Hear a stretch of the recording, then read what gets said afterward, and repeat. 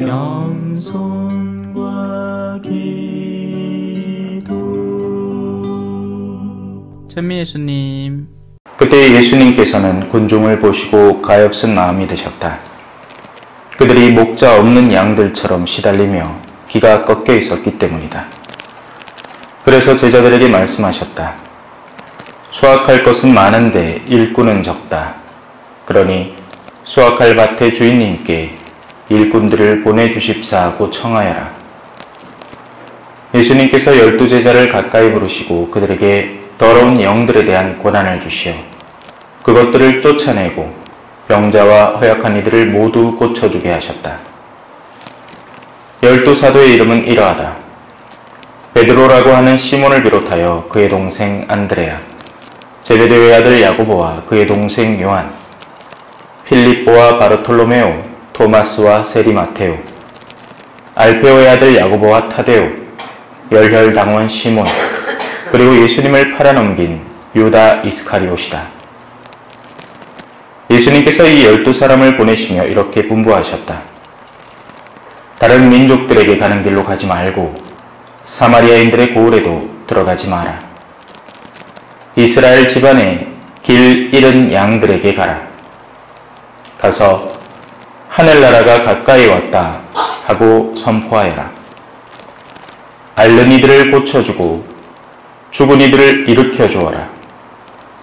나병 환자들을 깨끗하게 해주고 마귀들을 쫓아내라.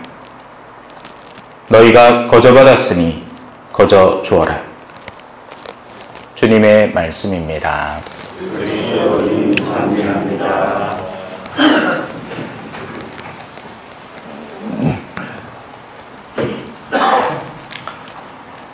모든 것에는 때가 있습니다. 우리는 때라고 하면 시간을 떠올리고 몇 월 며칠, 오늘 6월 주일, 몇 시 이런 때를 떠올리지만 성경이 항상 언급하는 때는 완성되는 때입니다. 마치 참외 농사처럼 열매가 익어야 따는 날이지 며칠을 정해놓고 따버리는 게 아니죠. 팔할 때 따면 일구들 혼납니다. 얼마 전에도 한 분이 그러더라고요. 일꾼이 덜 익은 걸 따가지고 화를 막 냈다고. 때는 차오르는 때, 완성되는 때입니다. 투명한 물통을 놓고 수도꼭지를 틀어서 물을 담으면 물에 나오는 양이나 혹은 시간에 따라서 정말 다채롭게 차오를 겁니다. 성경은 항상 우리에게 그런 때를 가르치려고 합니다. 그리고 각자 사람에게도 그 때가 있습니다. 하느님은 그 때를 기다리시는 거죠.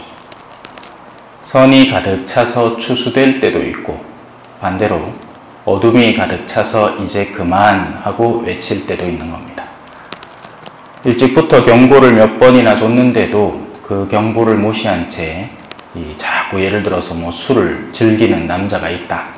그러면 간경화로 경고를 한번 줬다가 지방간으로 경고를 한번 줬다가 갑자기 어느 날에는 응급실에 실려가도록 경고를 한번 줬다가 그러다가도 안 되면 끊어버립니다. 예수님은 의인이 아니라 악인을 위해서 돌아가셔야 했습니다. 그것이 예수님에게 허락된 때였습니다. 성경은 이 때를 매번 언급합니다. 곧잘 성경이 하는 표현 중에 아직 때가 이르지 않았다. 시작부터 그런 말씀을 하셨죠. 가나의 혼인잔치에서 여인이시여 아직 제 때가 이르지 않았습니다.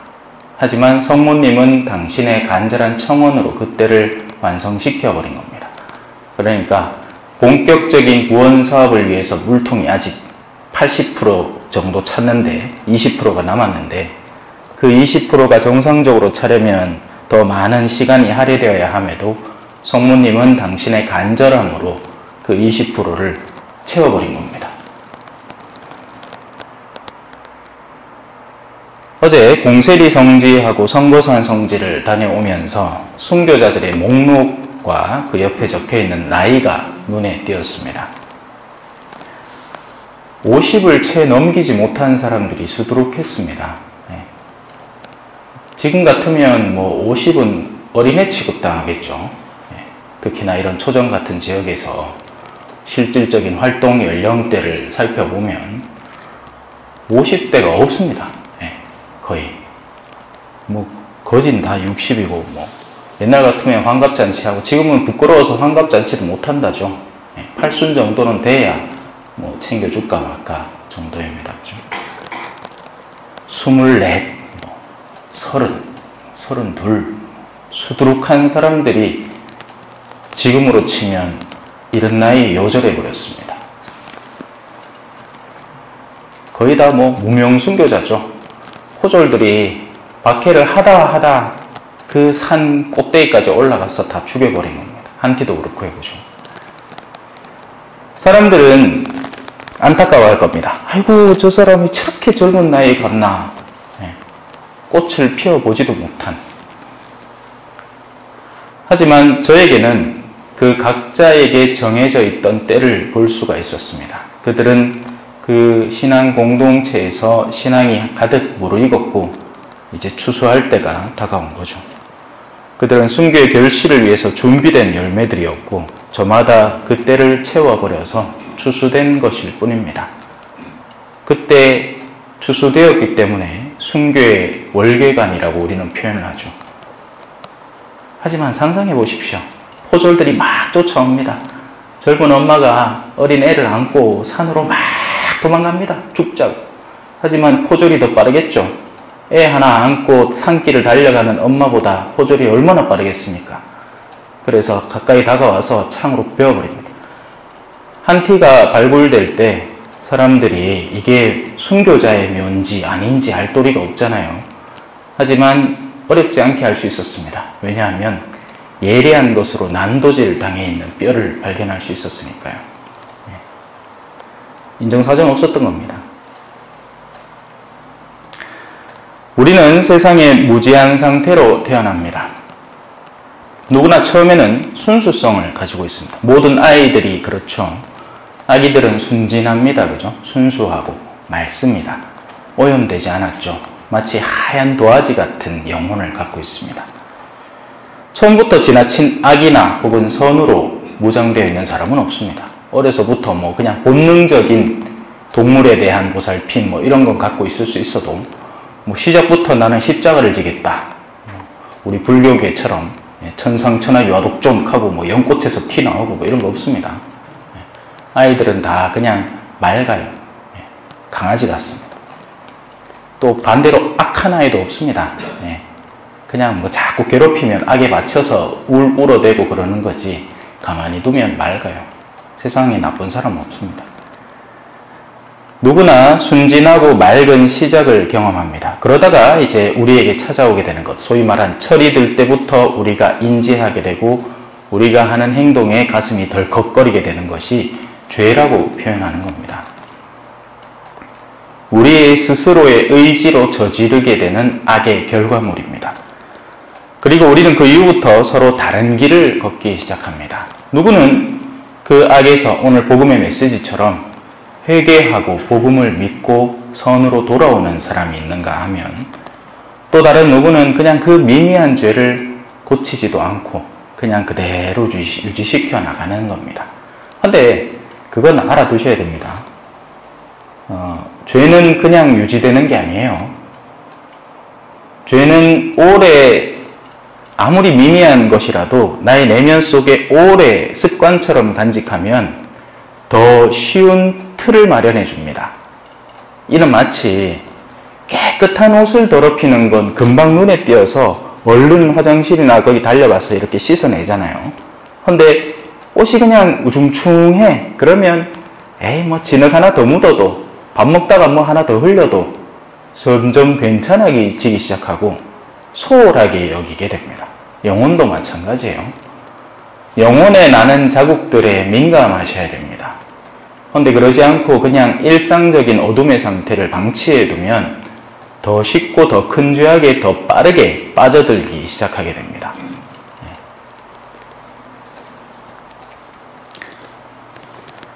그렇게 미미한 죄를 꾸준히 유지하는 사람, 죄에서 얼른 벗어나려고 애를 쓰는 사람, 그렇게 해서 영혼의 맑음을 유지해 놓는 사람, 미미한 죄를 그냥 꾸준하게 진득하게, 사실 이게 제일 위험한 거죠.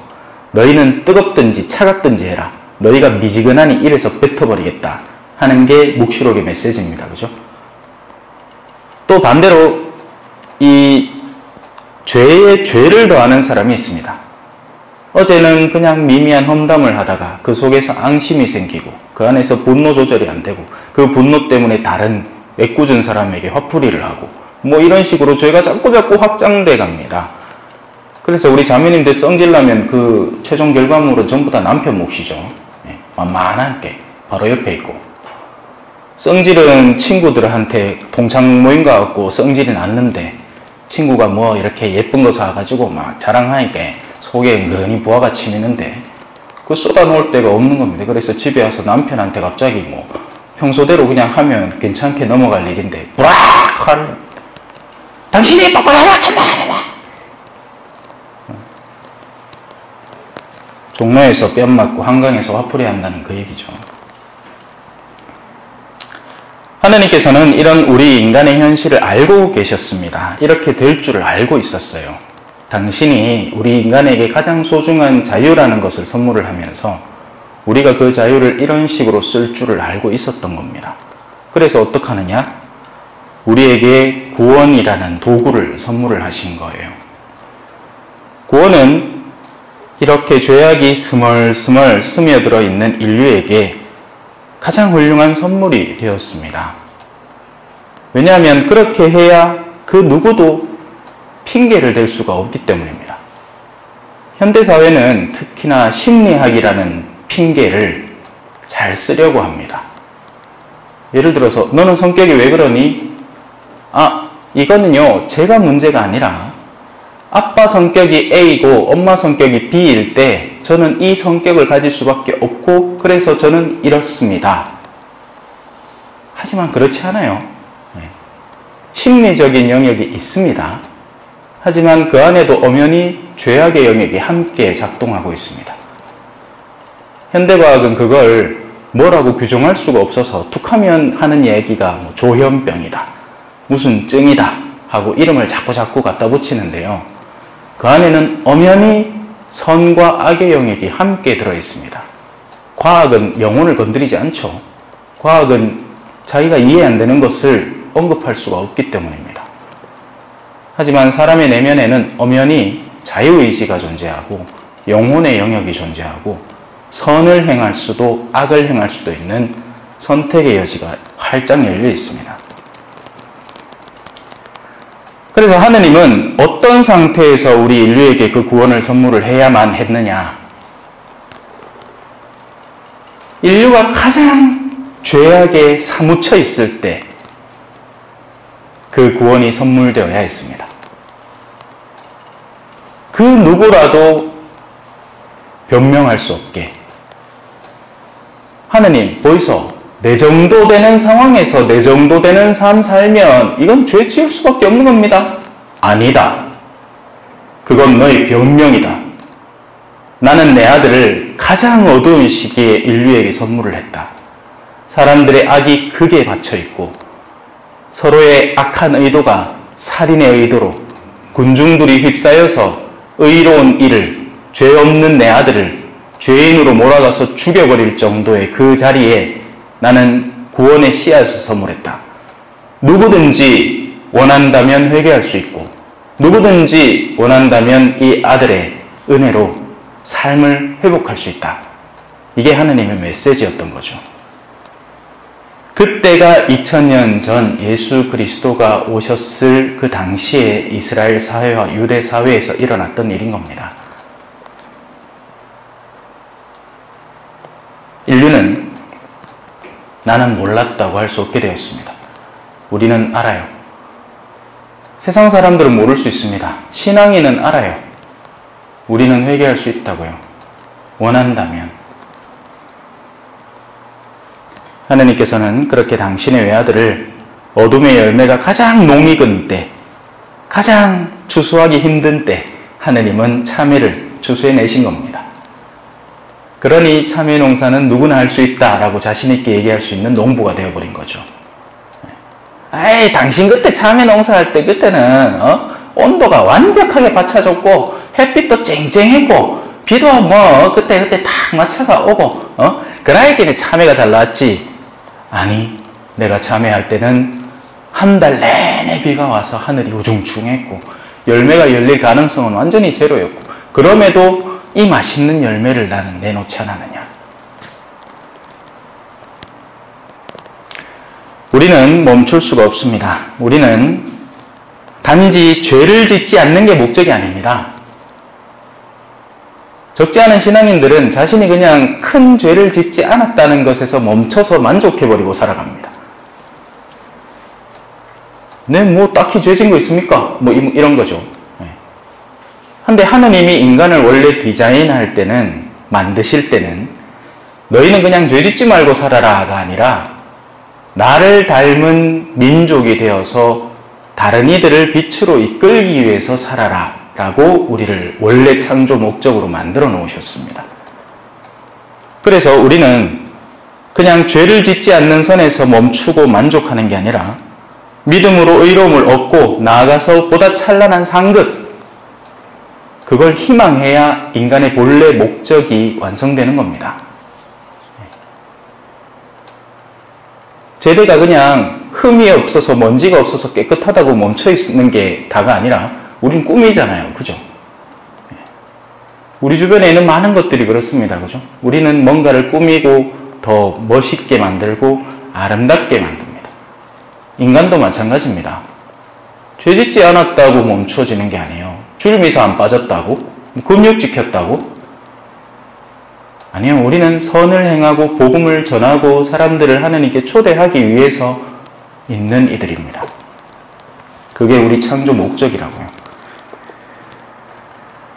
그저 자신의 영달이나 꾀하고 있으면서 나의 그런 경제적인 이득 혹은 뭐 삶의 개선, 내 자녀들의 안녕, 이건 악인들도 하는 거죠. 뭐 어떤 영화를 보더라도 가장 악한 이 주인공도 자기 자식들 돌보는 건 합니다. 자기 돈을 벌기 위해서 하는 수단은 기를 쓰고 하고요. 하지만 우리는 사제들의 나라이고 거룩한 민족에 속한 이들입니다. 우리는 스스로의 이득을 위해서만 일하는 이들이 아닌 하느님의 영광을 위해서 일하는 민족이 되어야 됩니다. 아멘.